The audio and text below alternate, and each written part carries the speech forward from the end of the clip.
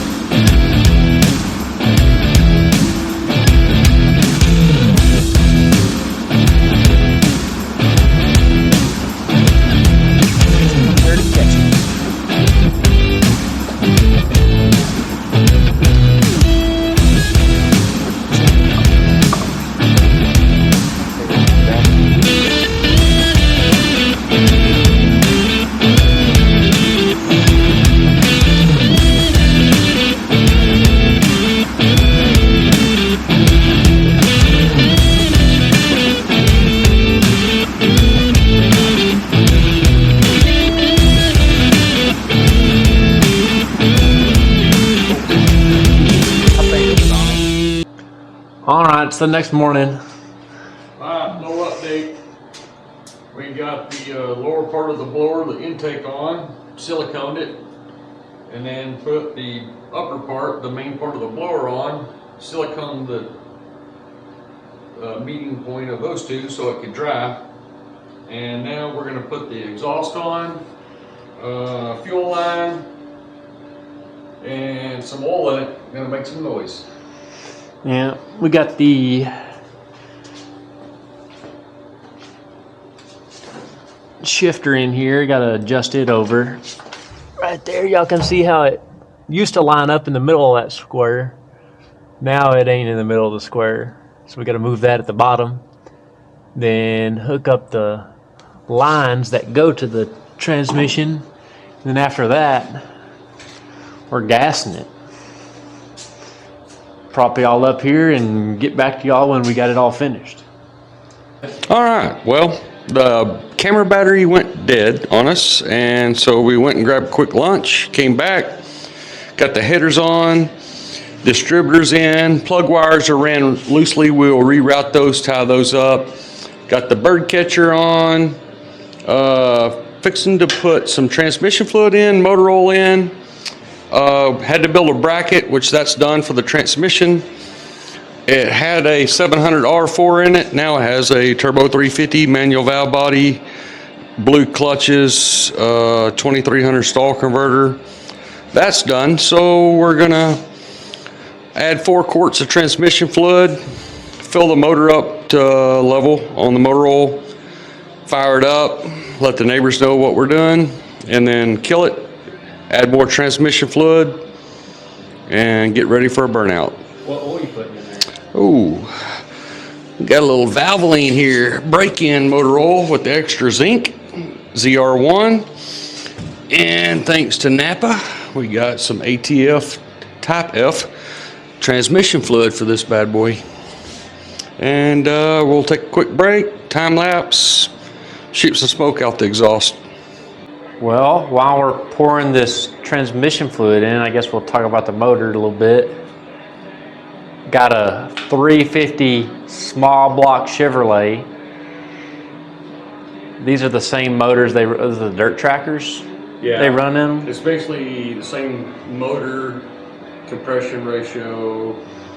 Has a Melling 22200 flat tappet camshaft. Yeah. I looked it up. Then the Da Vinci Holley carburetors, what were they? I think these are They were 600 CFM Da Vinci carbs with the 671 B&M blower. Easily adds 5 horsepower to any motor you install it on. If you install it correctly, at least 10 minimum. Yeah, you get the belt just right, up to 10. Up to 10. Yeah. Like all the small stuff is all custom, like this linkage rod here. The little quick disconnects. We made that. A little spring holds the throttle tension. This radiator hose is metal versus like the standard rubber one. You got the put down the gear reducted starter earlier. Oh, the starter on there. Yeah, instead of the big GM starter, it's got the gear reducted starter. What else is that? One more for this. Like your normal cars don't have the distributor and the ignition coil right here, like on your regular modern cars. Don't they just have the spark plug wires go all the way to the cylinder head, and that's where the cool pack is, isn't it? Yeah, the newer stuff have individual pull packs. Instead of having just one big one that runs it to all of them individually. Unless you got a Tesla that. Oh, I put a line lock on here. It's right here, this little bottom solenoid. What that does, instead of it being normal and the brake line just runs out of the master cylinder to the brakes, I have a button on the inside that blocks it off. So when you hit the brakes and hit the button at the same time, you can let the brakes off, but it locks the front brakes. So after we get this thing broken in, I'm sure I'll demonstrate a couple times of what that looks like, but essentially you can lock your front brakes up and the back tires free spin, which means a lot of white smoke and a lot of noise. Yeah. But yeah, got a little race truck. If it's on spin. Free spin. Free wheelie. Be rolling coal. I hope not. It's going to be a hybrid. It's going to burn gas and rubber. Yeah, as long as it's not gas and oil. No. We're not going to be burning oil. New rings, new rod and main bearings, new cam bearings, new valve job. New block, Yeah. new heads, new everything. The only thing that's not new on this truck is the cab, Yeah. and it's 84 years old. So everything else can get new, but the cab's staying old. Let's add a little motor oil in this thing. You gonna clean that funnel out, or you just gonna go right straight into it? I'm straight Straight from the running or dirty in there. straight from the transmission fluid. I wiped Straight to the oil. I wiped it off. And pouring it directly into the Straight in the valve cover. valve cover versus like a normal car or truck on the top of the motor. Normally there's a big cap and you pour it all into that, but on here you can pour half into one valve cover and then half into other, and kind of gives it a head start, because from the factory this had zero oil, so it was dry. So you got to kind of be careful cranking it up for the first time because everything's dry in there. You don't want nothing scratching or getting in a bind, great little burrs in there. But once all this oil gets in, the next video is going to be the first startup of the new truck, newly built, I'd say. So y'all have to stay tuned, and as soon as we get all this oil in, you'll have the very first sound it ever makes right here on Rat Rod Takeover. So Join us for the noise with the neighbors. yeah, the neighbors are going to be invited even if they didn't know it.